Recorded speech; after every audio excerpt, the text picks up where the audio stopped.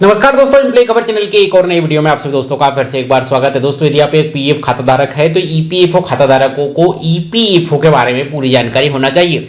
यदि जानकारी अधूरी रहे तो वो इसका पूरा फायदा नहीं उठा पाते। तकरीबन 2-3 साल पहले मैंने इसके बारे में एक वीडियो बनाया था। उस पर काफी ज्यादा आप सभी लोगों का प्यार मिला, लेकिन अब काफी सारे नियम यहाँ पर ईपीएफओ ने बदल दिए हैं। तो नए नियमों के साथ आइए जानते हैं कि ईपीएफओ क्या है, ईपीएफओ में कंट्रीब्यूशन कितना होता है, कितना मिलता है, कब क्या क्या नियम यहाँ पर लागू होते हैं, ईपीएफओ में कौन सा नियम लागू होता है, पेंशन के लिए क्या नियम है, ईडी लाइफ बीमा के लिए क्या नियम है, ताकि आपको सारे नियम यहाँ पर ईपीएफओ के पता रहे तो आप इसका सही तरीके से और पूरा फायदा उठा पाए। नमस्कार दोस्तों, मैं मिसेस सोलंकी, आप देख रहे हैं एम्प्लॉय खबर चैनल, जहां पर हम करते हैं पीएफ पेंशन सरकारी योजना जुड़े नए लेटेस्ट अपडेट के बारे में बातें। तो चैनल को सब्सक्राइब कर लीजिए। चलिए आज के इस वीडियो में ईपीएफओ के बारे में ए टू जेड सभी जानकारी जानते हैं। तो यदि आप एक पीएफ खाताधारक है तो आपका नौकरी लगते ही आपका ईपीएफओ में यहाँ पर खाता खुल जाता है। आप किसी ऐसी कंपनी संस्था ऑर्गेनाइजेशन में काम कर रहे हैं जहां पर 10 या 10 से ज्यादा कर्मचारी काम करते हैं, जो एक रजिस्टर्ड संस्था है, रजिस्टर्ड कंपनी है, तो वहां पर ईपीएफओ का नियम लागू हो जाता है। 10 या 10 से ज्यादा कर्मचारी जिस संस्था ऑर्गेनाइजेशन में काम करते हैं उनका ईपीएफओ में कंट्रीब्यूशन होना ईपीएफओ की ओर से, गवर्नमेंट की ओर से यहाँ पर अनिवार्य है। यदि आपकी संस्था में भी ऐसा काम यहाँ पर हो रहा है, 10 से ज्यादा कर्मचारी काम कर रहे हैं और आपका ईपीएफओ में कंट्रीब्यूशन नहीं हो रहा, तो आप यहाँ पर डिमांड कर सकते हैं। इसके बहुत सारे फायदे यहाँ पर हैं। आइए जानते हैं कि यदि आप एक कर्मचारी है जहां पर आप किसी ऐसी संस्था में काम कर रहे हैं जहां पर 10 से ज्यादा कर्मचारी काम करते हैं, आपका ईपीएफओ में कंट्रीब्यूशन हो रहा है, तो आपको क्या क्या बेनिफिट यहाँ पर मिलते हैं। ईपीएफओ को कई लोग यहाँ पर पीएफ के नाम से, कई लोग ईपीएफ के नाम से और कई लोग ईपीएफओ के नाम से यहाँ पर जानते हैं। ये सबका मतलब यहाँ पर एक ही होता है। ईपीएफओ का मतलब है एम्प्लॉय प्रोविडेंट फंड ऑर्गेनाइजेशन, जो कि एक पूरा यहाँ पर ऑर्गेनाइजेशन संस्था है। इसके अंतर्गत ईपीएफ यहाँ पर काम करता है। ईपीएफ का मतलब है एम्प्लॉय प्रोविडेंट फंड, जो कि कर्मचारियों का, नियोक्ता का, ईपीएफओ का एक संयुक्त फंड होता है जिसमें यहाँ पर पैसा जमा होता है। इसमें भी यहाँ पर एक पीएफ होता है जिसे प्रोविडेंट फंड शॉर्ट में यहाँ पर कहा जाता है। अब इसके अंतर्गत 3 प्रमुख लाभ यहाँ पर कर्मचारियों को दिए जाते हैं। पहला होता है ईपीएफ का बेनिफिट, दूसरा होता है ईपीएस का बेनिफिट और तीसरा होता है ईडीएलआई का बेनिफिट। ईपीएफ मतलब employ provident fund. Employ provident fund मतलब आपका कंट्रीब्यूशन और आपके नियोक्ता का कंट्रीब्यूशन इस फंड में यहाँ पर जमा होता है, जिसमें कई सारे बेनिफिट कर्मचारियों को मिलते हैं। ईपीएस का मतलब है एम्प्लॉय पेंशन स्कीम, यानी कि यहाँ पर ईपीएफ में जिन भी कर्मचारियों का कंट्रीब्यूशन होता है उन्हें एक पेंशन योजना भी दी जाती है। एक निश्चित समय के बाद, एक निश्चित कंट्रीब्यूशन के बाद उन्हें एक पेंशन योजना दी जाती है, जिसके अंतर्गत क्या क्या बेनिफिट मिलते हैं उसके बारे में भी जानेंगे। एक होता है ईडीएलआई, जिसे कि यहाँ पर एम्प्लॉय डिपॉजिट लिंकेड इंश्योरेंस कहा जाता है। ये एक तरीके से कर्मचारियों का बीमा है, जो इसमें कि 7 लाख रुपए का बेनिफिट मिलता है। ये कैसे कब वहां पर मिलता है इसके बारे में भी यहाँ पर जानेंगे। सबसे पहले बात करते हैं ईपीएफ की, यानी कि आपके और आपके नियोक्ता की ओर से जो कंट्रीब्यूशन जमा हो रहा है। आप अपने पासबुक में देखेंगे तो 2 तरीके का कंट्रीब्यूशन आपको देखने को मिलता है। पहला है ईपीएफ और दूसरा होता है ईपीएस। ईपीएफ में आप देखेंगे तो 2 तरीके का कंट्रीब्यूशन आपको देखने को मिलता है, एम्प्लॉय शेयर और नियोक्ता शेयर। यहाँ पर एम्प्लॉय शेयर का मतलब है आपकी जेब से जो पैसा कट रहा है, आपकी जेब से जो पैसा ईपीएफ में जमा हो रहा है, वो यहाँ पर कितना हो रहा है। ये अधिकतम यहाँ पर 12% होता है, यानी कि आपकी जितनी भी सैलरी है, आपकी सैलरी का 12% ईपीएफओ में कट के जमा होता है। मान लो कि आप ऐसे कर्मचारी हैं जिसमें आपकी वेतन यहाँ पर 15,000 रुपए है, तो 15,000 रुपए पर 12% यहाँ पर लगेगा। 15,000 रुपए का 12% आप निकालेंगे तो ये होता है 1,800 रुपए के आसपास, यानी कि 1,800 रुपए आपके यहाँ पर ईपीएफओ में कटेंगे, जो कि आपकी जेब से यहाँ पर कटते हैं। इस तरीके से आपकी जो भी सैलरी है उसका आप 12% यहाँ पर निकाल लीजिए। जो अमाउंट आएगा वो आपकी जेब से कटकर यहाँ पर ईपीएफओ के अकाउंट में जमा होगा। इतना ही यहाँ पर एम्प्लॉयर, यानी कि उस कंपनी की ओर से भी यहाँ पर जमा किया जाता है, जो कि 2 हिस्से में पैसा जमा होता है। एक होता है यहाँ पर 3.67%, जो कि आपके ईपीएफ के अकाउंट में जाता है, और 8.33% हिस्सा आपके पेंशन के अकाउंट में जाता है। इस तरीके से एम्प्लॉयर, यानी कि जहां पर आप काम कर रहे हैं वो कंपनी भी 12% यहाँ पर जमा करती है, लेकिन यह 2 हिस्से में जमा हो जाता है, जिसका 3.67% यानी कि 1,800 रुपए यहाँ पर कंपनी भी जमा करेगी, जिसका 550 रुपए आपके यहाँ पर ईपीएफओ के खाते में जमा रहेगा, और इसका 1250 रुपए यहाँ पर आपकी पेंशन वाले खाते में यहाँ पर जमा हो जाएगा। इस तरीके से आप जितना पैसा यहाँ पर आपका कटता है, उतना ही पैसा आपकी कंपनी की तरफ से भी यहाँ पर जमा होता है। यानी कि आपका पैसा जितना कटा, आपके कंपनी ने भी उतना पैसा जमा किया, यानी कि आपका पैसा तुरंत के तुरंत यहाँ पर दुगना, तुरंत के तुरंत यहाँ पर डबल हो जाता है। अब इसके ऊपर ईपीएफओ की ओर से यहाँ पर जो है ब्याज भी दिया जाता है, वो भी अच्छा खासा ब्याज, जो कि 8 से 8.5% का ब्याज दिया जाता है। इसलिए इस योजना को यहाँ पर जो है सबसे ज्यादा अच्छी योजना माना जाता है। इसके अलावा यहाँ पर जो है आपको ईपीएफओ के अंतर्गत एक यूएनए अकाउंट नंबर यहाँ पर जो है दिया जाता है, जिसके अंतर्गत आप जो है ईपीएफओ के पोर्टल पर लॉगिन कर सकते हैं। इसमें आप अपनी पासबुक चेक कर सकते हैं। पासबुक में आपका पीएफ में 12% कितना कट रहा है वो आप चेक कर सकते हैं। कहीं ऐसा तो नहीं कि आपके नियोक्ता आपका जो है पैसा जमा नहीं कर रहा है, वो भी आप चेक कर सकते हैं।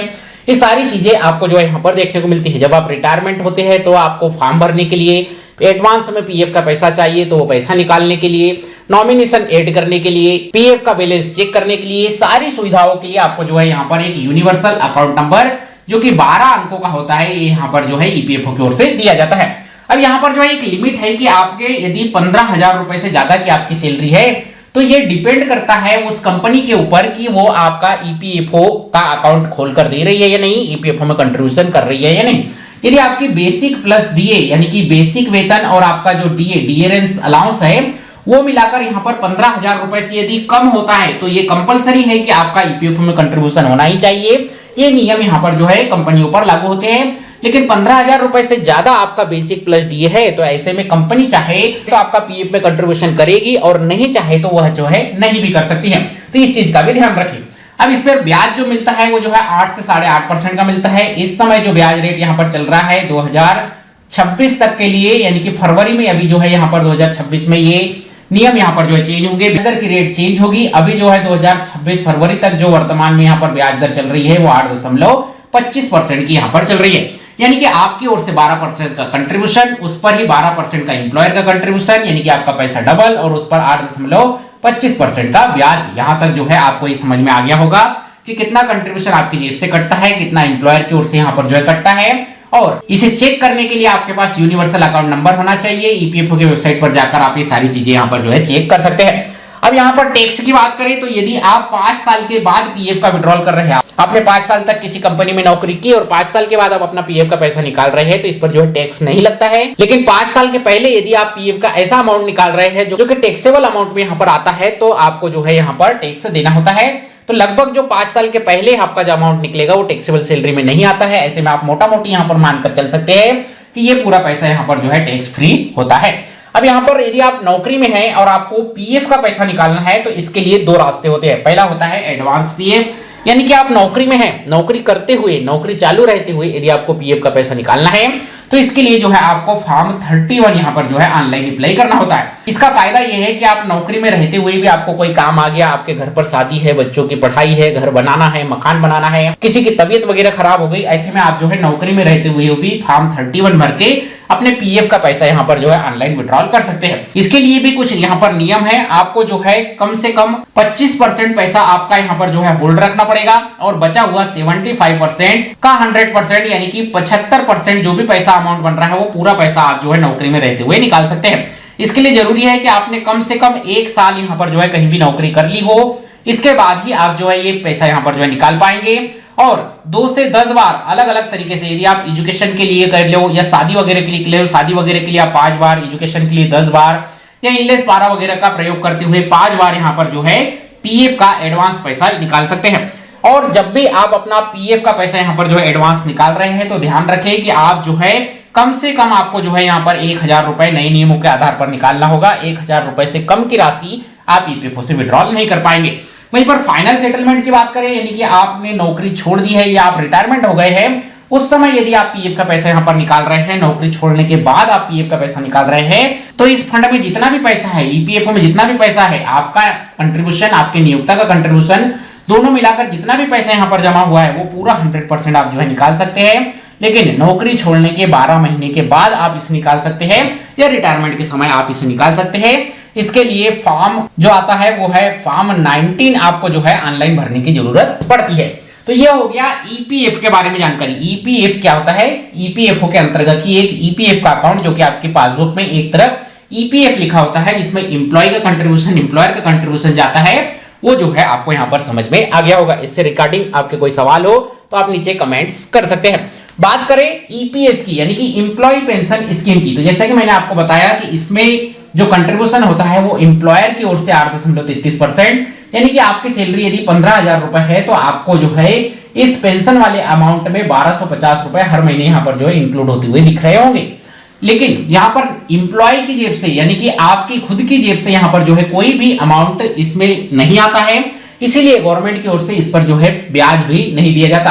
यानी कि ईपीएस के जो कॉलम है आप पासबुक में देखेंगे, ईपीएस का जो कॉलम है उसमें जो पेंशन का पैसा यहाँ पर जो है जमा हो रहा है, जो कि यदि 15,000 रुपए की आपकी सैलरी है तो 1250 रुपए हर महीने यहाँ पर जो है जमा हो रहा होगा, उस पर जो है ईपीएफओ की ओर से ब्याज नहीं दिया जाता है। और ये पैसा इंप्लॉयर की ओर से यानी कि आपकी कंपनी की ओर से 8.33% आपके जो है पेंशन खाते में जमा किया जाता है। यहां पर भी गवर्नमेंट का नियम है कि यदि 15,000 रुपए आपकी जो है बेसिक प्लस डीए यहां पर सैलरी है, तो यहां पर जो है 15,000 रुपए या उससे कम की सैलरी वाले को कंपलसरी यहां पर जो है ये योजना लेनी ही पड़ेगी।